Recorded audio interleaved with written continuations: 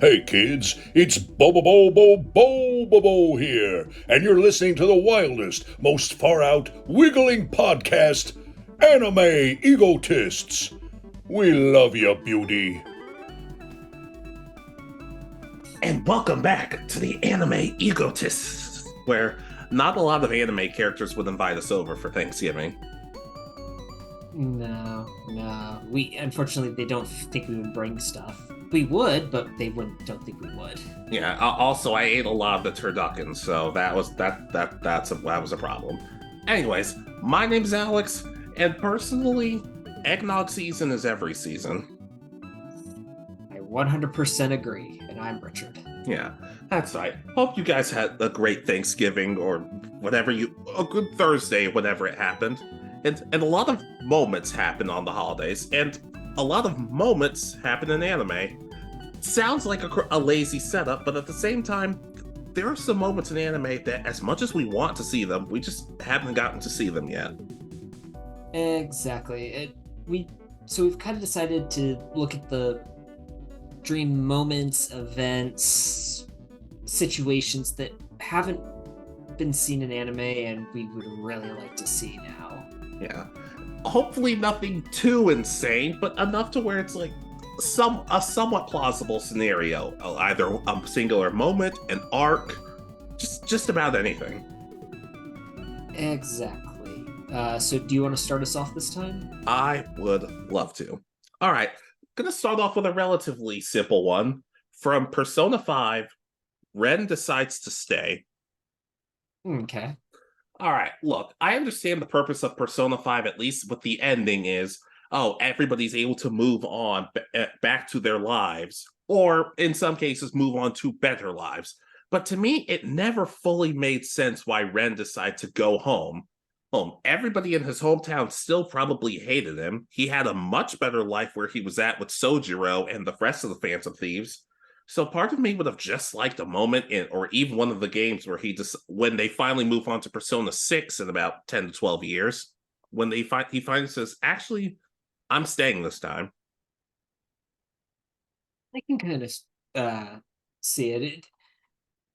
Because I mean, it's kind of a whole found family, found friend story in Persona that he finds all this group of people who have their own issues and helps save each and every one of them in some way.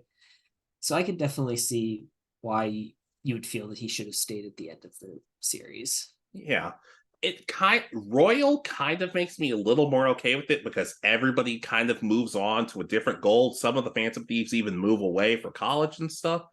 But at the same time, I'm also kind of like, I guess this philosophy was, well, I'm not going to let what people say about me determine what I do. So I'm going to go home to show it. But at the same time, I'm like, dude, you have a father figure who makes you curry all the time. You get to hang out with Ryuji and Yusuke, or actually, no, that's it. Just Ryuji and Yusuke, basically. Yeah, no, I definitely can see, because these are the people that accepted for him 100% for who he was when the world was pretty much rejecting him. Everybody was. He was considered a punk, delinquent kid at the series. Yeah. But ultimately, that's mainly it. Just Ren deciding I'm going to stay with the people who actually stuck by me, not to go back to the people who never really had my back, because we never really learned that much about anybody in this hometown. Yeah, I mean, besides the fact that the politician liked to go there to sleep with women, I think that's about it. Something like that. But yeah, that's all I got. Let's move on. All right. So I actually have one for Persona as well, and it's one we've kind of talked about before, which is Morgana develops a palace right after he leaves the group. Okay. I really feel that this would have been an interesting one, just because of how Morgana seems to feel at this point in this story, where he's feeling kind of rejected by the rest of the group. I could definitely see that he should have at this point developed a palace, and we could have had uh, his whole mindset being his palace is all about trying to capture other people's treasures and destroying other people's stuff to palaces to in order to save the day, but having that little bits of self-confidence issues that he's developed thanks to Ryuji and kind of how On treats him and stuff. I know Morgana's not your favorite character, but See this could have anybody's? no, but he's this could have also been a good chance for them to kind of expand the story a little bit and give Morgana that extra connection with the group as they were willing to go into his palace to save him. Yeah, I get, like I've said before with this, as we've talked about before, I would like it to be a little bit of give and take, though. The gang realizes to some extent how they've been treating Morgana, and they apologize. At the same time, though, Morgana realizes that at times he's not the easiest person or cat to deal with. I don't know. I like the idea that everybody could grow from it and everybody could apologize rather than just being like, "Oh, Morgana, we're sorry." I'm like, you guys aren't completely in the wrong here. It's also equally on him. Yeah, no, I could definitely see that part as well. It's just, it feels like that would be a good extra palace at this point in the story. Gives him leaving the group more of something, because in my opinion, at least from the anime, I haven't played the games, so I don't know if there's more to it in this, but he's pretty much gone. Then they show up at when they're taking on the CEO space palace, and then he reunites with the group at that point. It's like it feels like there should have been a palace here for him, and that's what causes him to reunite with the group. In the anime, they kind of make it better, but they also kind of make it worse. Because in the anime, one, it's a lot faster, and but they also make it worse because when they're deciding should we go after this guy, Ryuji actually in the games nobody agrees with Morgana, but in the anime, Ryuji says, "Actually, I'm with Morgana. I think we should go after this guy." And Morgana says, "Oh, Ryuji's the only person on my team. What help that is?" I'm just like, okay, are you trying to ruin Morgana? Because it kind of feels like you are. Exactly. So there's just a lot that could have been done with this, and it doesn't sound like on either the games or this that it was actually done well. So no, and I yeah, but yeah, I can co-sign though. yeah. All right. So your next entry. All right, another persona. No, just kidding. Blood retires in God Eater. Okay. Okay, everybody in Blood has been busting their butts for so long in this war against the Aragami, and I appreciate everything they've done. But I really would have liked to have seen, and I know there were more God Eater games after this. Like they just finally decide the war's over, we can move on, we can be done. Kind of similar to Attack on Titan's ending for the most part. A lot of these characters had suffered so much and lost a lot of people they cared about. So just ending it on the note of, oh, well, there's more to do, but let's just keep going. But I don't know.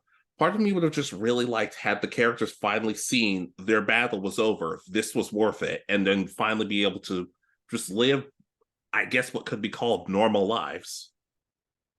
Yeah, it sounds like a good thing. I mean, there's always stuff that happens when they talk about a war coming to an end. You can look at our own history and all that, where there's trauma and stuff to recover from. But I could almost see like a whole extra series or something, kind of in the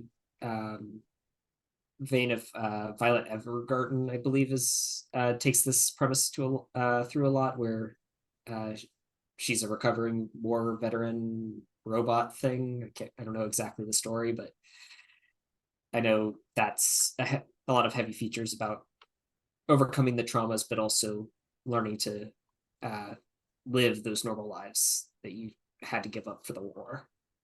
Exactly. And not to mention, like, these aren't just, it's one of the things it does, the series does really well is it's not just them going to war. They actually do spend time with each other and not worry about this stuff, and they actually become friends. So I'd like to think at some point they'd all keep in contact and they would all be able to laugh and joke with each other and everything. I just think at some point their fight just has to end, and not with them dying, because that would have just made me sad. Yeah, no, it kind of sounds like you want. There's an episode of Star Blazers in their second season, where they meet at Captain Avatar's grave, because I've talked about it before that he dies at the end of season 1, and it's to honor his memory, celebrate that they've saved the Earth on the anniversary, and gives them a chance to reminisce and come together again and talk. Yeah, something like that. Heck, I'd like to see what they're doing after this. I feel like I feel like Nana, Gilbert, and Romeo would all open a restaurant. Romeo would be very friendly to customers. Gil's a little more of a hard ass, and Nana would just make sandwiches because she made sandwiches for everybody. It sounds like a nice moment. I could definitely see this being a good way to end a Yeah. series that's heavily focused on pretty much the extinction of the human race and the prevention of it. Yeah. Also, Hero and Shield open a vet clinic together, and they get and because they had a lot of chemistry together, and Shield was oddly good with animals, even though she's like, I don't know how I'm doing this. The capybara grew like 10 feet, like 50 pounds. Is that good? It's like, yeah, you're doing good. You're taking care of it. Good job. But just a somewhat more of a happy ending for God Eater. I know it's war, but at the same time, like, just they deserved it. All right. I'll co-sign. I don't know God Eater well enough, but sounds like, as I said, I really do like these moments. Yeah. What's your next one? So the next one I have is something that I really feel should have been part of the ending of the series. Now, maybe it's happened in the 100-year quest arc in Fairy Tail, but Laxus becoming guild master and Makarov kind of entering retirement, more of an advisor role to Laxus now. This is one of those things that this would complete Laxus's full circle. He starts off as the arrogant bully of the guild, makes the guild fight each other, loses to one of the members that he's called weak, and gets banished for it. Comes to realize his mistakes through his travels, reunites with the group, and becomes one of the strongest members again. It's just one of those things that you've seen where he goes, but you've also seen him now stand up for his guild and grow. He has the strength to be that guild master, and I just feel like this would have been such a nice moment to kind of end off the series as him taking the mantle, and that he really wanted to, but is a bit more now reluctant to take. Yeah, especially since everything he goes through, especially like right before and finally him going through and getting his redemption, it really would have been a cool way for him to come full circle with us. Like, now you're in charge. Several arcs ago, we didn't think you would have been here, but look at how far you've come. Exactly. And just the whole change just feels more natural than a lot of this. A lot of the stuff, it feels like it's all forced upon people, but you do feel that he's gone on this journey and all of that, even though it's not necessarily fully shown or anything, but you get to learn that he's grown and changed how he views, because he has a chance in one arc to join the bad guys and turn on the guild, and he chooses to remain 100% with his found family and all that. So yeah, I agree. Based on everything I've heard about Laxus, it does seem like it would have been a really cool way for just him. I wouldn't necessarily for him to find closure, but just a new chapter of his story. Yeah, and as I said, if we can't kill off Makarov, then have him be more of an advisor. He's now retired. He's passed on the torch to the next generation. It needs to kind of happen because he's been around for quite a while and sacrificed himself at least twice. And he's still around, oddly enough. Exactly. I still don't know how he does it, but who knows? Maybe it's that other fairy spell that we haven't learned about yet. That one of the other guilds has. Exactly. They stole it and haven't given it back yet. Are we sure Fairy Tail are the good guys? No. I admire your honesty. I thought you were. But yeah, I can agree. Maybe Laxus would be a better leader than Makarov at this point, because now I'm starting to have some questions. I mean, the fact that Fairy Tail runs amok throughout like the first 2 seasons and is constantly destroying the cities that they're going in to protect is, and then they end up having to pay for it out of their own budget. It's kind of yeah, that happens a lot. So it really is just like the Black Bulls. Fantastic. Yep. But yeah, I can co-sign Laxus as a leader. All right. So your next one. Tomoko gets a boyfriend from Watamote. Okay. This one's a little tricky because there's like what 2 guys in the whole series of Watamote, and one of them is her brother, so that's a no. Oh, but in all honesty, her main goal seems to be to get a boyfriend. Tomoko wants somebody who she can feel like she can be herself with, and at the same and look, I'm not going to act like she's perfect at this point, as even in the manga, but she has come so far, and I'm kind of at the point where I'm like, I want to see if this leads to something. Will it work out 100% of the time? Probably not, but that wouldn't make any sense if it did. I just think that with one of her main goals being, I want somebody to date, I want somebody to be with. Not that I have anybody in mind per se. I do still root for her in that regard. Like if she still wants somebody, I want her to still have that. I can understand that. It almost feels like that would be possibly a good way to close the show out, is her finally having the confidence or the, I don't know, I guess confidence is the best word to ask someone out that she's had a crush, but it seems like that would have to be like a whole kind of arc with her falling in love with someone and finally getting the courage to ask them out. Like I said, there are very few guys in the actual series, and it's heavily even implied at times that guys aren't the only type of people she's into. But just, I don't know. She says boyfriend more than she says girlfriend. I'd be fine with either, but but at that point, I'm just splitting hairs at this point. Yeah, I could almost see it being like the start of an arc being someone moving to town and she has a crush on them, and it's her having to develop the courage to ask them out is kind of how it throughout that series. I feel like you've described every fanfic at this point. It's unfortunately the main way I could see this show actually doing it. And then there was a new transfer student at Deathmeister Academy. She falls in love with Kid Death. Like, I understand what you mean, though. I understand what you mean. Not any of our fans. I'm sure all of our fans have beautiful fan fiction that we would love to read. I don't know. But yeah, Tomoko just finding somebody who accepts her for her. Will it last forever? I don't know. But just, I still would think it could. This is one of the few romances I would actually be rooting for. All right. So my next one. Please. So this is one that we got early on in the show, but once they've gone through several of the other story arcs, I don't remember them ever facing each other on screen again. And it's Yugi versus Joey in Yu-Gi-Oh! Okay. So, I mean, we know that Joey supposedly challenges Yugi at the end of Battle City to win back his red eyes. So the rest of the series, the red eyes is with Joey.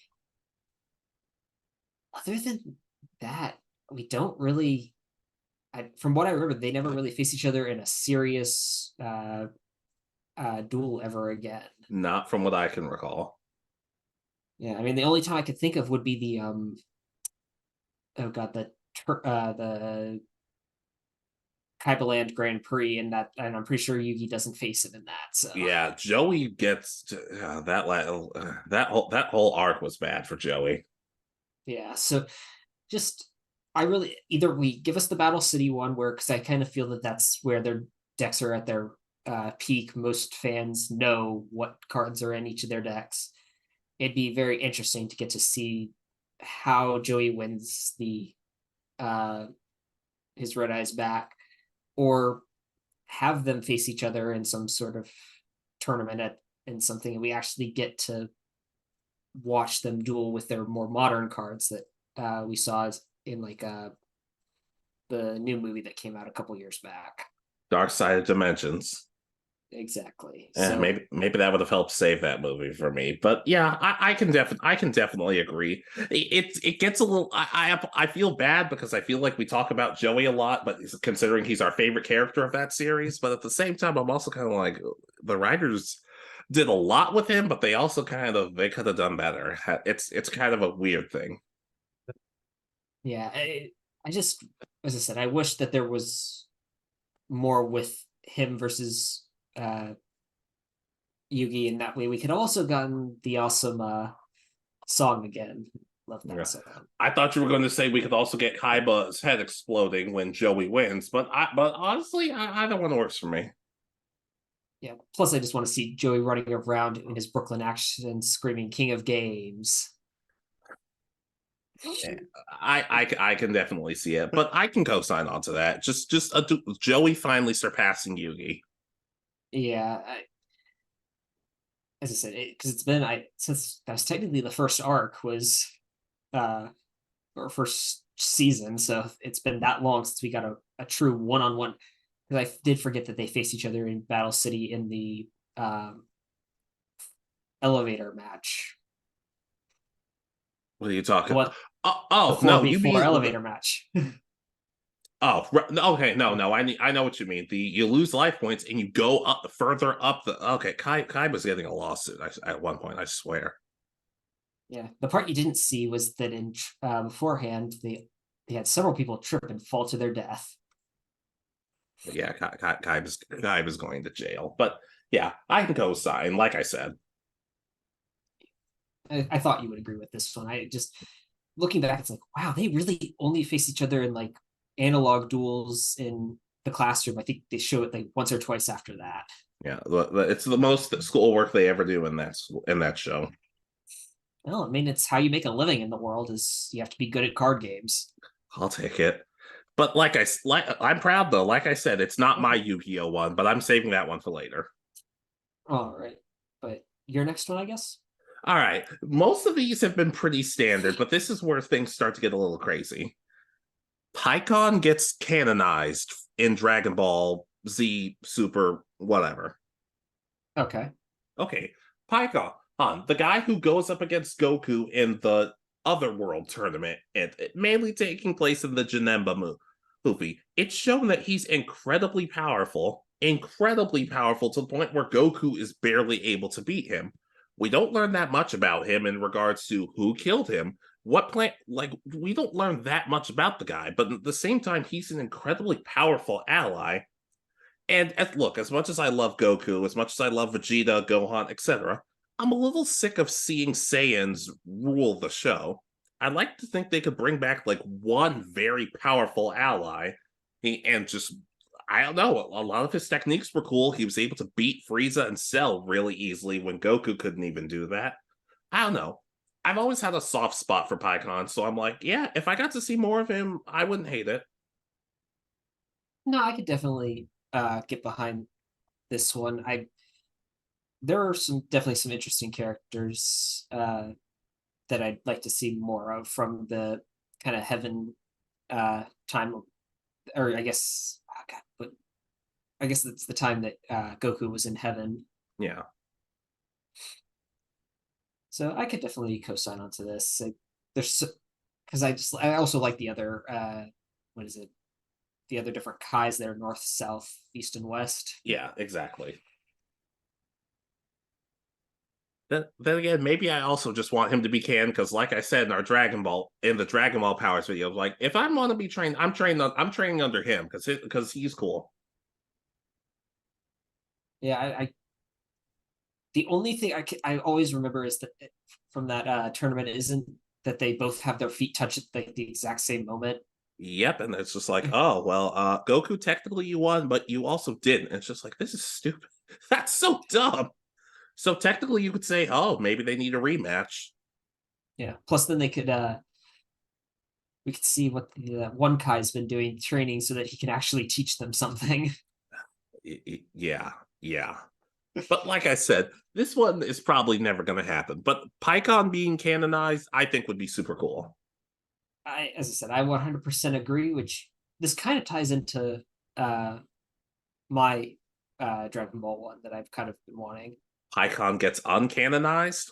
No, but it would be an in-universe tournament, more in the style of the classic World Martial Arts tournaments that doesn't get interrupted. Yeah. So, in my opinion, I would love for the humans to get some sort of new power-ups that they can at least compete in some form in this tournament. But at least right now, of the main cast, we would have Ultra Ego Vegeta, Ultra Instinct Goku, Beast Mode Gohan, and Orange Piccolo could be interesting. You could bring in Frieza. This could be like a in-universe tournament, as I said. So it's people, you could bring people back from the dead, so some of the villains could come back. This could be interesting ways of bringing in other Saiyans who might have be alive. There's Broly, I forgot about him. So just a whole bunch of interesting ways of doing this, where it's just a fight to be the strongest in the universe.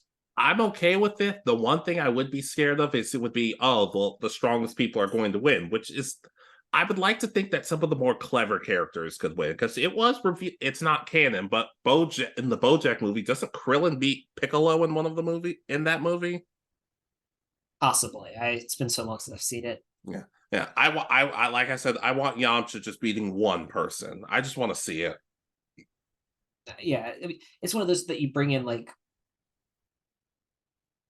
a montage of like all the Earth's strongest fighters, so all the Z fighters, but even people who aren't really that strong but think they are, through like Mr. Satan comes in and just keeps and gets his butt kicked in the first round or something. Mr. Satan versus Monaka. Let's see. Monaka might actually win that. Yeah. But it would just be, I think it could be really interesting, just allowing other villains to return besides just Frieza and have them just be competing in this tournament. I don't know if it would be like for a wish or something, but just like I could definitely see it being like you earn the title of the universe's strongest mortal or something, and it's you get Beerus and the Kais hanging out, and you could even have Zeno just appear in and go, "That was fun." Tries to push a button to erase people. It's like, no, wrong tournament. You can't actually do that this time. But yeah, I could see this. I have been missing more traditional tournaments, especially when it comes to Dragon Ball. As much as I love Tournament of Power, even with its flaws, I'm like, just a straight up tournament would be cool too. Yeah, I mean they kind of did that in the Universe 6 versus Universe 7, but it was weird because it was one of those that you could have one fighter knock out the entire rest of the opponent's team, or have them knock out several and then lose. So just where you fight one round. I like the World Martial Arts tournament style. Yeah, I can definitely agree with that. Feels like, is it me, or sidebar? Is it me, or does it feel like anime nowadays just doesn't do tournaments as often? Definitely not in the traditional sense. There's always seems like something weird is going on, and then you get to the like now it's the finals, and we've got the top 8 already selected. It's like, well, where's the rest of it? Like at least the old World Martial Arts tournaments, you got the behind the scenes of them fighting in their respective brackets to try to move on to the finals. Exactly, but I can co-sign on to that. Another tournament. All right. So I believe it's honorable mentions time, if I'm not That mistaken. is correct. All right, you had a Yu-Gi-Oh one, so I'll have a Yu-Gi-Oh one. Pegasus meets Yuga, Yu-Gi-Oh sevens. Okay. All right, so we have the creator of the original Yu-Gi-Oh card game. I guess they just call it Duel Monsters.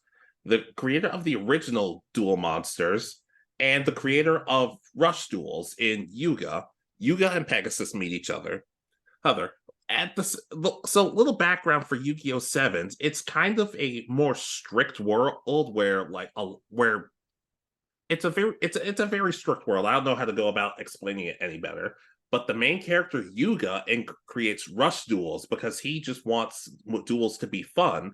And so I'd like to think that if he and Pegasus met, Pegasus would actually be very intrigued by this because, well, I don't fully take Pegasus seriously. He's kind of a goofball, but I'd like to think he'd be very fascinated and actually want to learn this different style and maybe even promote it because he Pegasus is just a child at heart. I can definitely see it. It'd be I don't know the character in Yu-Gi-Oh! Sevens, but definitely with how I know he's supposed to be kind of younger than the rest of the He's like Yu-Gi-Oh! Production. they repeatedly say elementary school. So yeah, he's younger than the normal cast of Yu-Gi-Oh! Series. But I could definitely see uh like Pegasus being even maybe involved in like setting up some specific rules that are uh needed to just make the game work correctly. Just having have him show up early on in the series and I could almost see it being like a pen pal to this kid randomly. Yeah, I could definitely see it. And I also I don't know. Part of me just likes to see it that's because so far I'm enjoying Yu-Gi-Oh! Sevens. I think it's cool, but just as much as I like the idea that each series is kind of becoming its own separate thing, I also like to think there could be some crossover in between. Yeah, because technically the first three I know are in the same universe. After that, they're each their own universe, except for that they've done crossovers. I think it was Arc 5 did crossovers with I know one of them, Alexis comes in. That it's an Alexis from a different dimension, so it's not even the actual Alexis we all know from GX. So yeah, that would be interesting. The next series is Yu-Gi-Oh! Universes. It's a universe tournament arc again. Honestly, I might be okay with that. But like I said, Pegasus realizing that his invention is really different in another universe, but also realizing this isn't so bad. I like this. Plus, I kind of want to see Yuga, the 8, 9, 10-year-old kid, be the more mature one compared to Pegasus, because Pegasus is something else.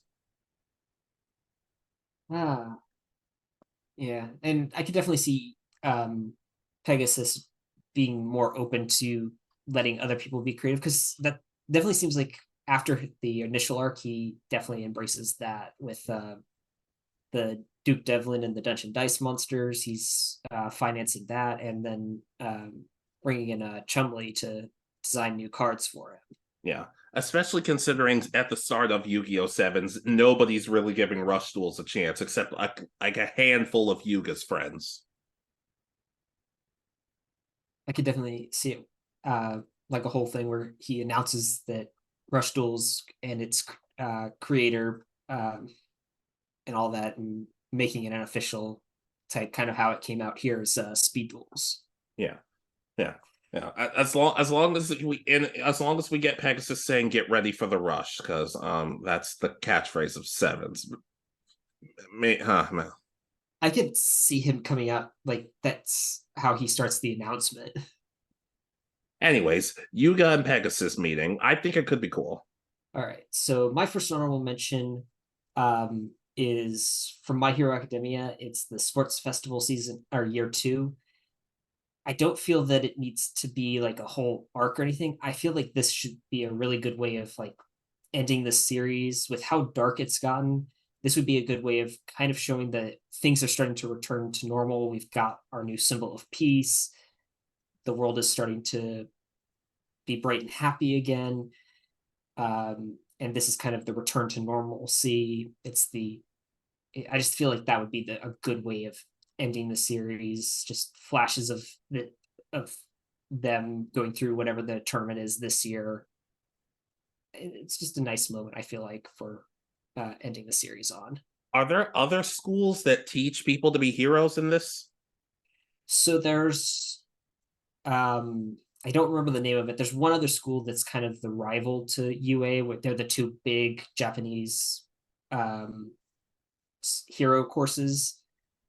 But there are other high schools that have like smaller hero courses that aren't, you're not guaranteed to be like the best or anything or get the best training, but you'll still get your license upon graduation and all that. Heck, it would be kind of cool if they include some of those smaller schools to be like, hey, we might be the biggest and the best, but we still want to bring up the people below us. Because I don't know, I think it could, even not seeing the series, I think it could be a good way of showing, hey, we see you guys and we want to help and showcase that we're allies. Yeah, and especially because they have met several students from other schools, some from their rival and some from just these smaller schools. So I could definitely see that being like all sorts of as I said, it's more of like pictures of the tournament going on or little snippets of video. Yeah, you see one of the villains dressed up, and you're just like, "Wait a minute, why did we let them in?" But it just never gets explained. Yeah, that's to set up whatever the next series would be, probably. It's just like, "Oh, Toga, wait, why is she here?" Don't ask. Just let it happen. Exactly. So, as I said, I just think that this would be a good way of ending it, being the kind of return to normalcy. Yeah, I can understand that. It's, man, we're really getting into like tournaments and stuff today. I think we both really enjoy a tournament arc. Yeah, and the worst part is my list doesn't change complete that much because there's a couple of them, but I can co-sign. But you mind if I do my next one that's not tournament based? Go right ahead. Okay. Hey. Oh dang! Actually, you know what? No, I'm gonna switch it up because I have two tournament ones. Damn it. Okay. For Pokemon, I want one of our girls to win a grand festival. Okay. Look, I love Ash, but why is he the only one who's really succeeding in his goal? I'd love to see one of the main girls finally conquer their dream of winning a grand festival and seeing what it's like. Like, does it affect them afterwards? What new challenges do they have? And just seeing, even look, at the very least I would want is just a recognition of, oh, May won a grand festival or something like that. Personally, I'd love, well, like we've said, a tournament where we see that, but at the same time, I'm just some sense that these characters are actually growing and getting better at their jobs. I could definitely understand that. I mean, you've got to think that Ash has gone through what, four, at least seasons, four series that are since the last Grand Festival was shown, and Something like that. from what I remember, did Dawn make it to the finals in hers? I believe Dawn made it to the finals. Yes, and it's like, okay, well, she was already close. So if Ash has faced four tournaments, then she's probably faced at least two, maybe three. Although if it's Dawn from Journeys, then she didn't make it to any of her actual contests. Yeah. She saw a spinner rack and decided, oh, let me follow it. So I could definitely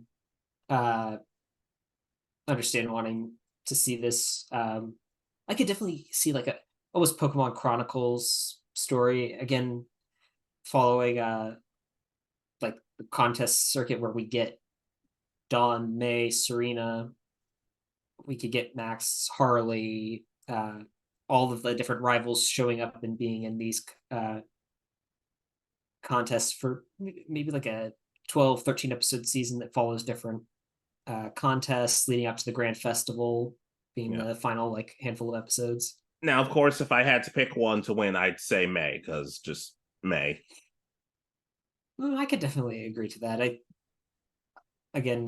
don't know if this will ever happen because if I remember correctly, the whole reason May never came back was her voice actress in Japan has been ill for a while. Yeah, that is part of it, which is why, like I said, like in a perfect world, which let's be honest, like just outside of Pokemon stuff, we just want her to feel better and stuff. Exactly. But I don't know, just something like that.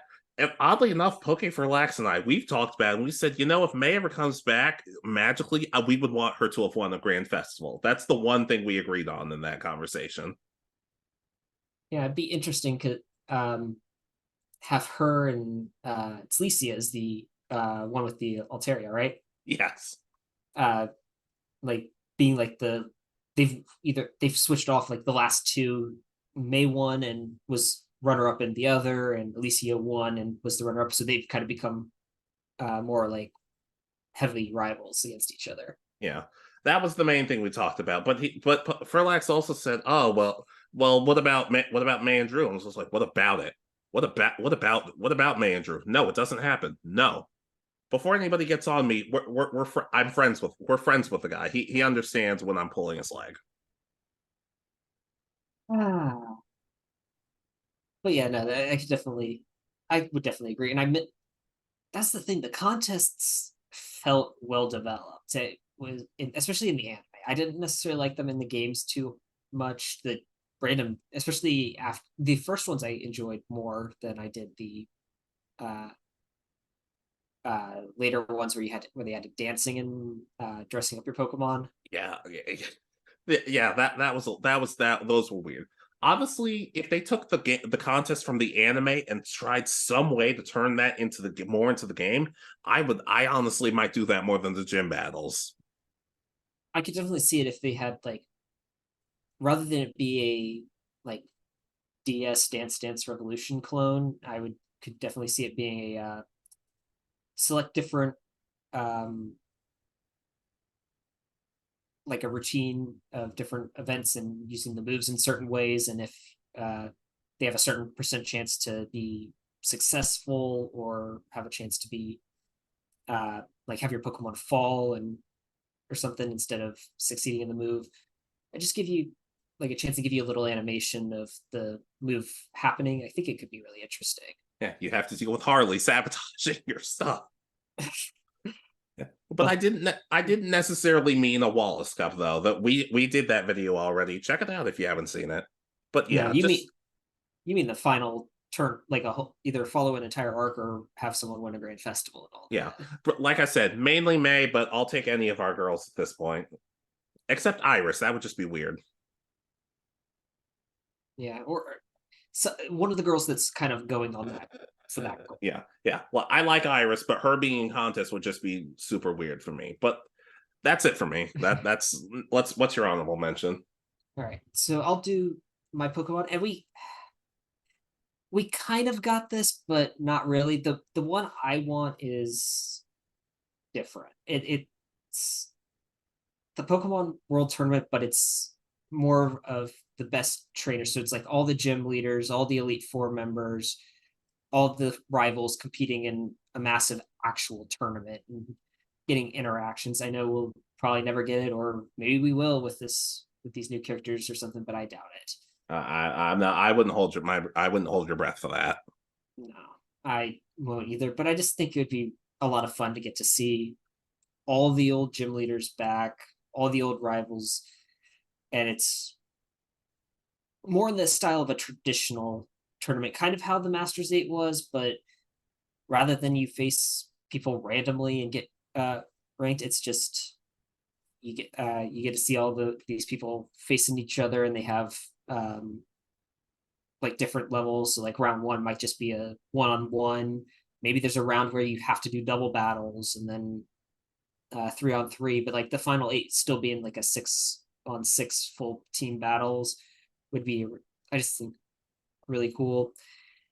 We kind of got it. I don't feel like we really got it what we deserved in the World Coronation. So this deserved, entitled, aren't we? Did anyone deserve the World Coronation Series Masters 8 finals? No, not really. No, but that does remind me though. Who wins? I don't know. I didn't think that far into it. I thought more of just wanting a lot of cool battles, getting to see people who had Pokemon like that weren't fully evolved or weren't at certain points, and them getting a chance to be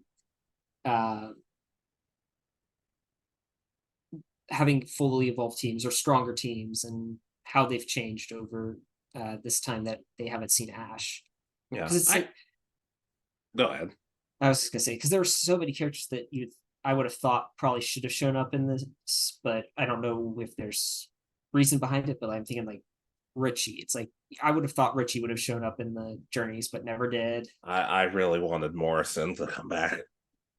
Yeah, there's so many cool trainers that we just never got enough of, and this would have been a good chance for all of Ash's rivals. So it's kind of the opposite of yours. We get a good tournament where we get all of the contests and performance people back, and now we can get a tournament that's focused 100% on battling, and it's not just creating these random people that I don't really care about. And you're never going to forgive Journeys, aren't you? Are you? Hey, we each have our own version of the problems that are in Journeys. So yeah, but at the same time, I've moved on. I'm the bigger man. I've forgiven. I don't know if I've forgiven Journeys. I know you haven't. We've talked about that. What's that supposed to mean? Oh God, but yeah, no, I think we both will never really feel that Journeys was the send off that it should have been. I will say I don't hate it. It exists for me. Like there are people who despise Journeys. I'm like, I'm not gonna go that far, but yeah, I do know what you mean. So a grand festival, but just for Ash and his rivals and other people. That's also not a grand festival. Yeah, I called it the World Tournament rather than the Coronation series or anything. So it's a literal tournament where you have different rounds. I mean, you could take it off and have it in the design of some of the classic tournaments where there may be a round robin one, or there's a round where they have to do double battles, have unique battles that force the trainers to actually think and use different Pokemon. Yeah, and have battles that aren't just relied on, this is the most powerful Pokemon. Like it's gonna sound ridiculous, but I like the idea that a Bellsprout's just able to whip around a Pokemon and slam it like it's nothing. And also only that it loses to a Muck. I like when battles can be a little more unpredictable. Yeah, which I really feel fell off after a certain point. It's more of now just, I mean, a lot of Ash's battles still have that crazy amount, but don't end it where Ash gets 5 of the current abilities and one of them is a redo of one of his previous ones. It's like, no, have it be a legit tournament. Because as I said, we may talk about that eventually. For all the crap we give Thunder Armor, it's at least memorable and fun. I mean, it's not smart in any way, but it's fun. It's nonsensical. Well, it probably should have ended with Swellow's funeral, but at the same time, like I understand what you mean, though. You're very traumatized by this series. Yeah, I'm hoping that the Pokemon Horizons does a good job with new characters and all that, but until I get a chance to sit down and watch it myself, I'm not holding my breath. I've been following it. It's decent, but maybe we'll talk about it another day. Yeah. All right. So my next honorable mention that has nothing to do with tournaments. Go right ahead. All right. It's a Naruto one, and it involves the Mist Village, but I kind of want you to hear me out with this. Okay. Suigetsu becomes Mizukage. Okay. I don't know. Oh, I don't know if Suigetsu ever really wanted to be Mizukage, but he and his brother had that goal of collecting all the swords for the 7 Ninja Swordsmen. It doesn't seem like he's that much into that ever since his brother died and he got kidnapped by Orochimaru. But the thing is, his clan, the Hozuki clan, is very much like they've looked down on because they're supposed to be powerful, and 2 of them have died, and one of them got kidnapped by Orochimaru. Sure, there probably should be more of them than that, but regardless, I don't know. I just think a really cool way of Suigetsu kind of reclaiming the honor of his clan, whether he really wants to or not, seems like he could go either way. I actually think it would be super cool that if he was the one who they finally said, "Hey, you're our leader now." I can kind of see it. There would definitely have to be some long story arcs to show him return to the village and actively making a difference. It's just, from my opinion, he's spent too much time and isn't even there. He's still with Orochimaru from what I remember. So yeah. But at the same time, I also kind of just say it's because we like Chojuro, the 6th Mizukage. Just look, as much as I kind of like the the Kage aides and like the war arc and everything, none of them really stand out that much to me. Except Darui. Darui was awesome.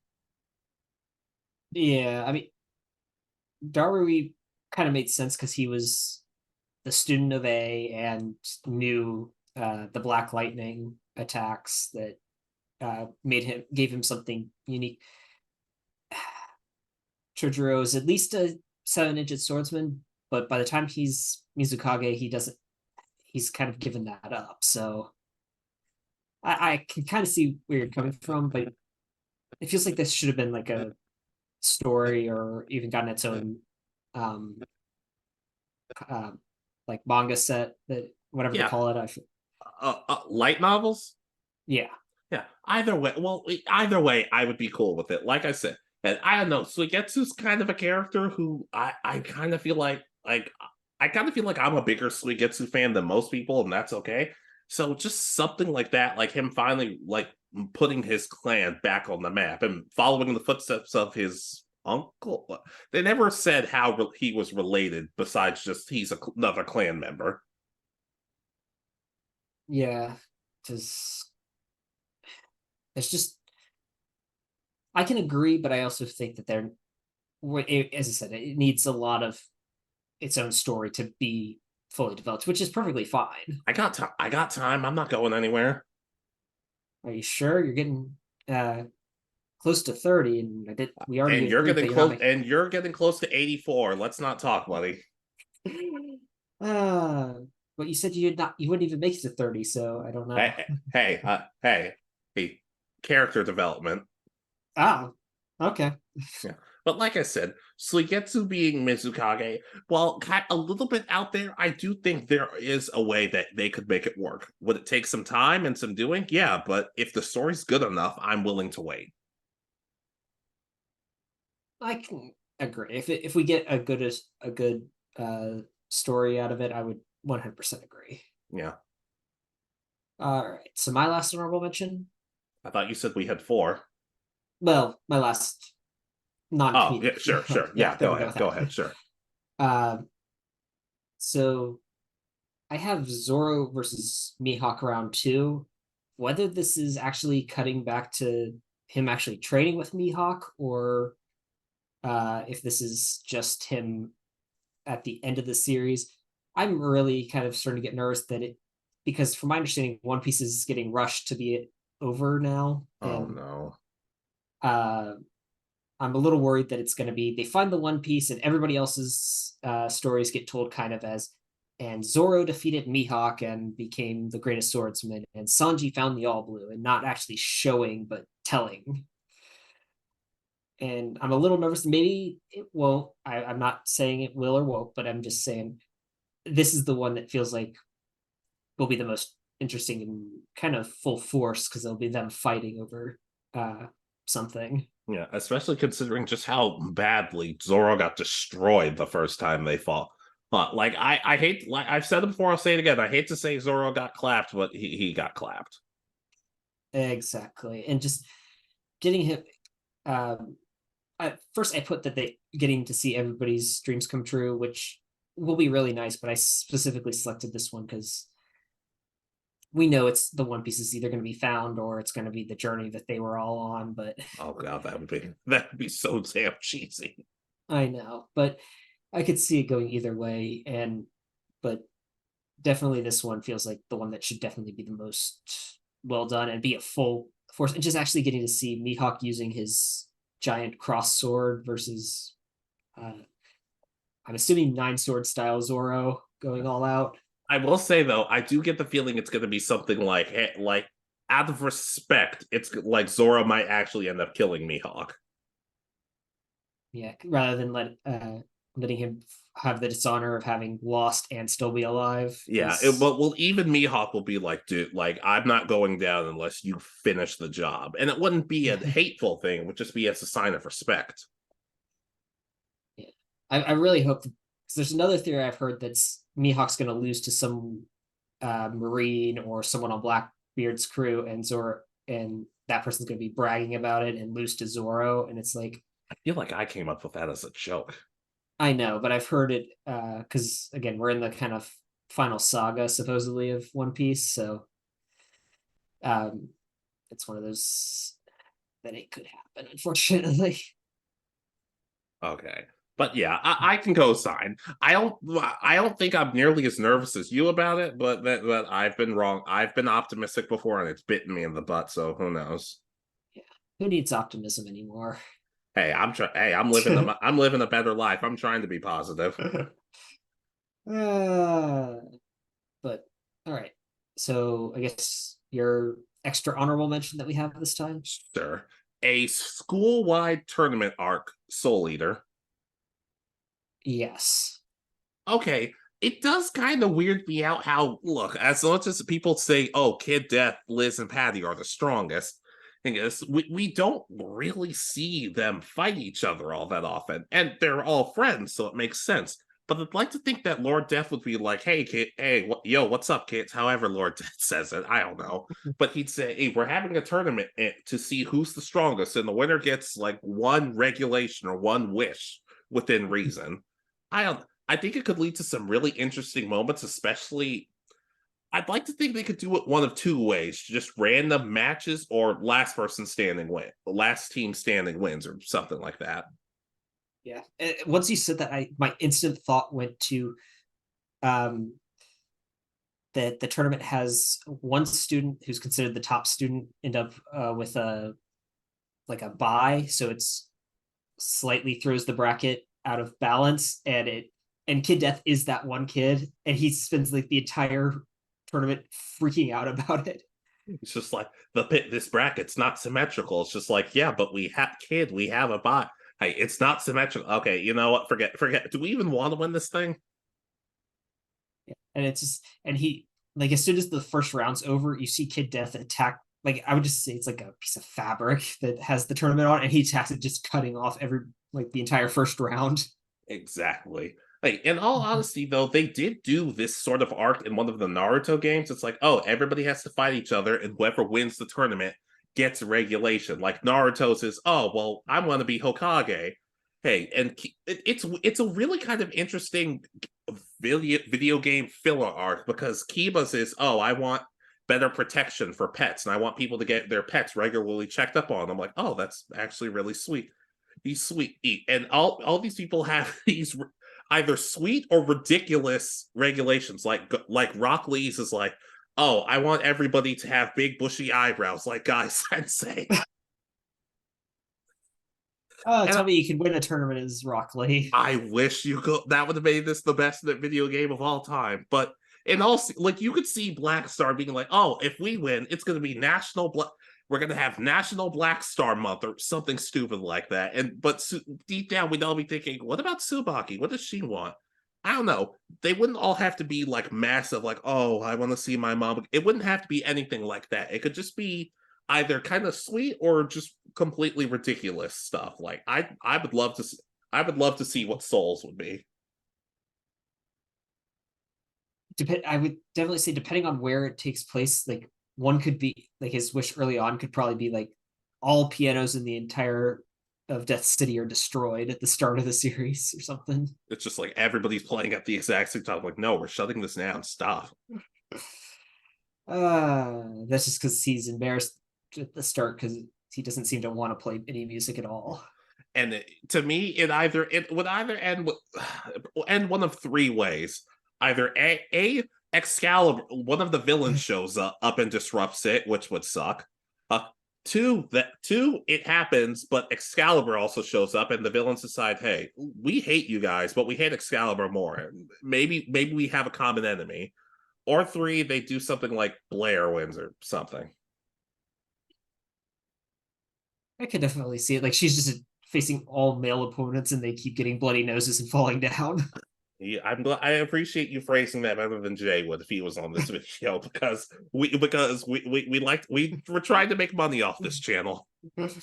I could definitely see though that if like it ends with Excalibur winning, his whole because I don't know, is he a Death Scythe technically? I don't know. I try not to think about Excalibur more than I have to, so I don't know. But if he's not, I could definitely see it that's how he becomes a Death Scythe, is that he has to he become that's his wish. Oh God. And no, I didn't include the fourth option where you and I win because I don't think we're making it that far. No, it takes place early enough that we lose in like round 1. I think we could win. You know what? If this happens, I'm thinking of I'm gonna think of a regulation compromise because if we beat Kid, Death, and Patty, because that would be the happiest day of my life. I've got it. Ours is if we win the tournament, everything has to be unsymmetrical.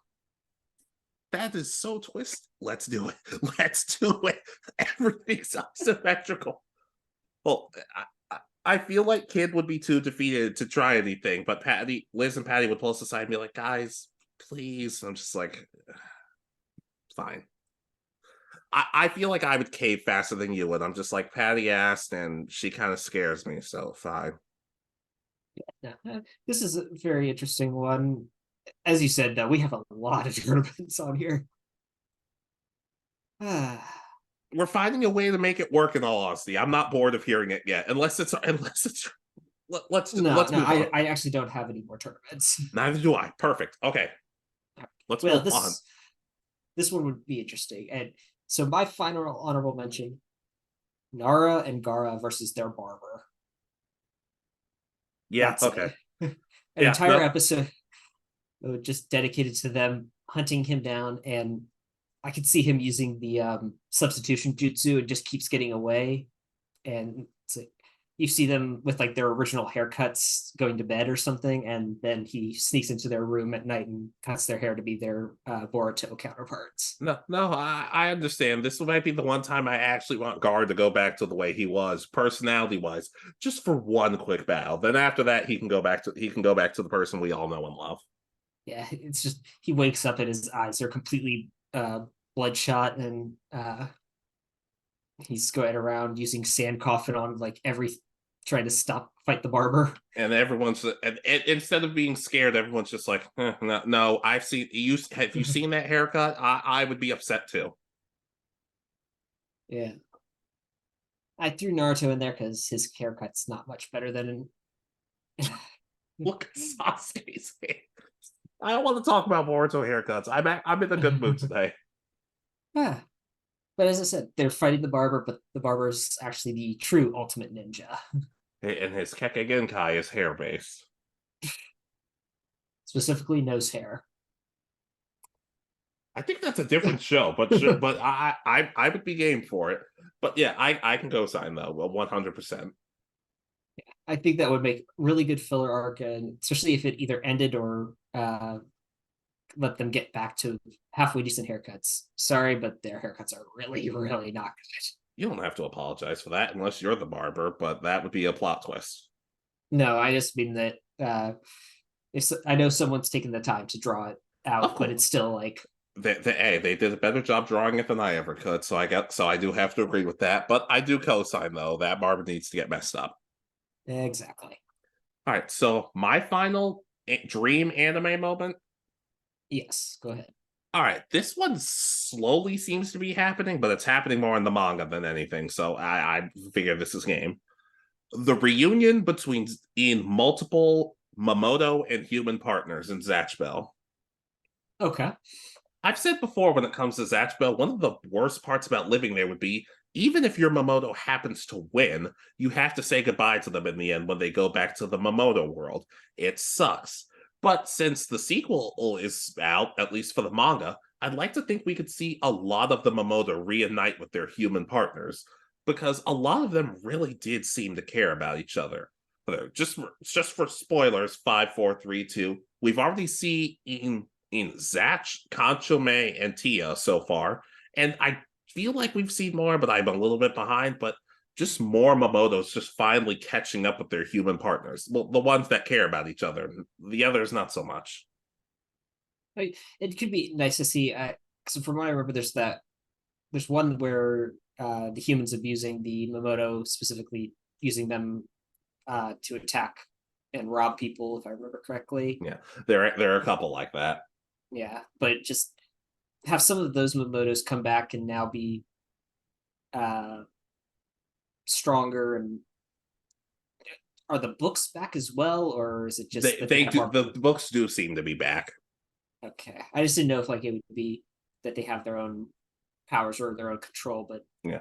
Only in the Mamodo world are they able to use spells without their books. okay. So maybe finding new partners, and the new partners get to help them attack some of the people who like were using them for wrong, and they get to be more of on the side of good. It's because there were several that I remember that were Mamodo didn't really want to do anything, but they had to go with their partner. Heck, and the other, it was actually the other way around for one of them. The Mamodo was the evil one, but the human was a nice guy. That could be an interesting whether the Mamodo's changed or if they're trying to find them and send them back quickly. Yeah, but you want to know the one pair, I guess, partnership I do want to see back? Kolulu and Lori. These two were very much like sisters, and it's one of the most heartbreaking things to see. Kolulu tells Zach, "Please burn my book because I'm too dangerous and I can't control myself." Oh, they had become sisters because Lori didn't have anybody. Her parents were always working, and she considered Kolulu her little sister. A reunion between those two in particular would be one of the most emotional moments in the whole series. And I can't promise that I would have a dry eye during that when that happens. Yeah. So what is causing them to return? I haven't read any of the manga. I'm interested to know, just because I'm assuming it's not enough to... It's kind of difficult to say. It seems to be, of course, on the end of the Mamodo. It's like it does seem like there are different ones popping up, because it was always 100 years. Every 1,000 years, 100 Mamodo are popping up, but it's not like only 100 Mamodo exist. Like there are more dangerous ones popping up, and they're in trouble. Well, and some of them even get transported to the human world, where Kyo has to save them.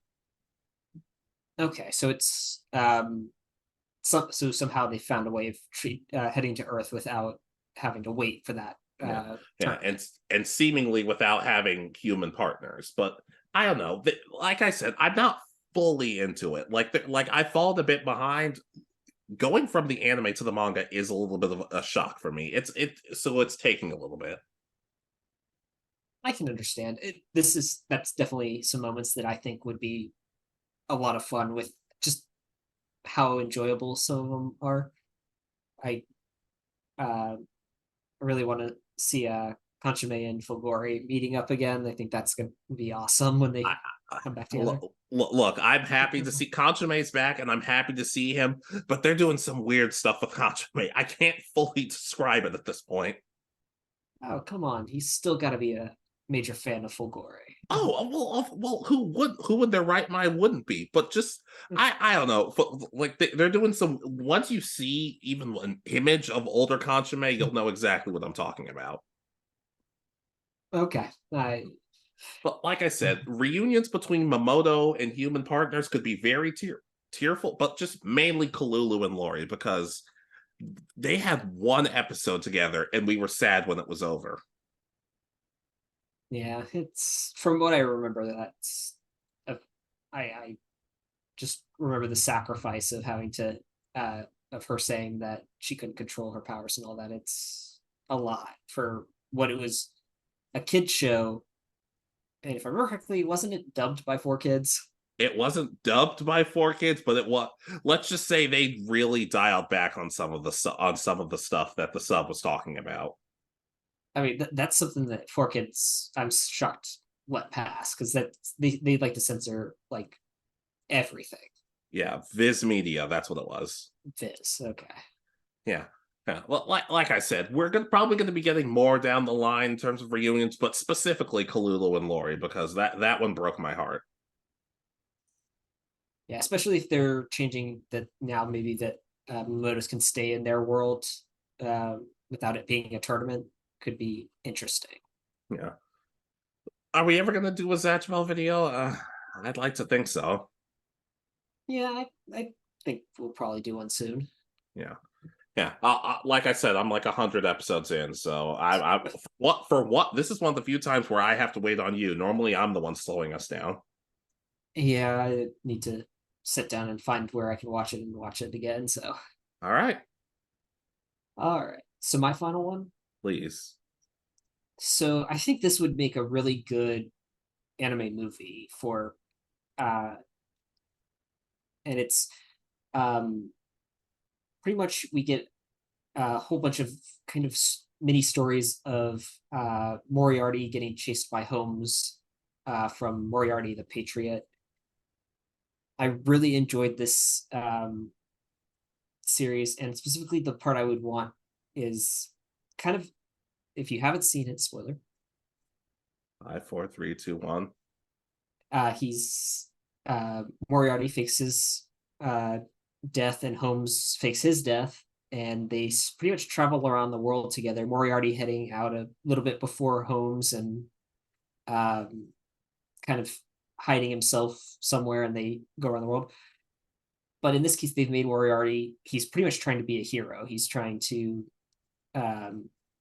throughout the series, he was pretty much attacking those that were corrupt and all that, and revealing it a little bit to the world, but also still being called the criminal mastermind and all that.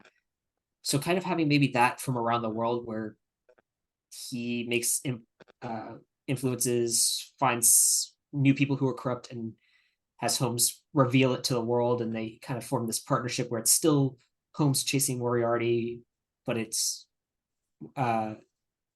still Moriarty being the good guy of trying to help the common man versus someone who's, whether it's a politician or a businessman who's doing something corrupt. I think would be a really fun movie, and another good way of kind of just showing more of what they've been up to on this grand adventure that they've gone on.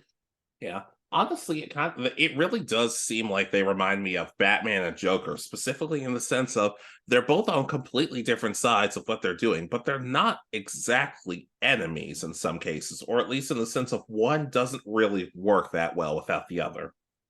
Exactly. And that's kind of how it ends now. And as I said, I just would like just a bit more, but you can't really do. I guess you could go back in time and tell more of the Sherlock Holmes stories, and because I mean, from my understanding, there's a large number of them that just haven't been told in this form. But rather than do that, tell some stuff from around the world would be really interesting. Yeah, I could see that. It's not a show I've seen, but at the same time, it is one that I'm like, oh man, I actually might like this. But contrary to popular belief, I actually am watching other anime, and I'm like, I just don't have anything to say about them just yet for the list we're doing. Yeah, I need to give some other genres a chance, because I watch too many of the isekai fantasy stuff, and a lot of it's the same. There's some ones that have unique, and every so often I'll bring one of those up. But why do you think I don't talk about romance anime that much on the channel anymore? They all kind of find the same way of frustrating me. Yeah, I can definitely understand that. So maybe if we each give some new stuff a chance, we'll eventually find something that we can talk about. I think we should. But yeah, I do agree. Just to show, like, hey, our series is over, but our battles aren't. And that's kind of how it ends. So I'd like, just as I said, a movie, an hour and 30 minutes of little adventures of them, or even if it's just one big one where they take down someone who's been corrupted or is doing something evil to the people. Maybe they take down Black Star when he starts National Black Star Month. Yeah, because I'm sure that involves having to worship him wherever he is. You can't stop bowing to him. So if you're in class, it's just everybody's bowing to him. The teacher can't even teach. It's just he has to bow during the entire month. Oh, that would be the worst month of your life. I'd probably have led the rebellion right away. Yes, but like I said, Moriarty and remind me of his name? Sherlock Holmes. Moriarty and Sherlock Holmes. A handful of last battles, or just one last battle. I can understand that. I understand why you'd want that. Yeah, I really enjoyed that series. It's one of my favorite anime, actually. Yeah, I can see. I respect that. All right, but I believe that wraps us up for today. Yeah, I'm not gonna lie. I had a lot more fun with this video than I thought I would. I did too. Yeah, but hopefully you guys felt the same way. So, ladies, gentlemen, and others, what are some anime moments that you'd like to see?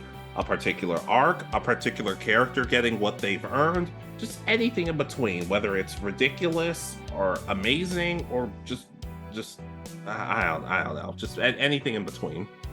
Yeah, there's so many like little ones that I thought of that I mean might warrant a sequel to this video after a while, but this one I'm gonna need some time to plan out if I'm gonna do another one.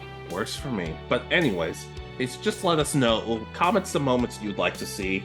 Be sure to like, comment, subscribe, and all that other nonsense. Be good to yourselves, and we'll see you next time. This has been Alex. And Richard.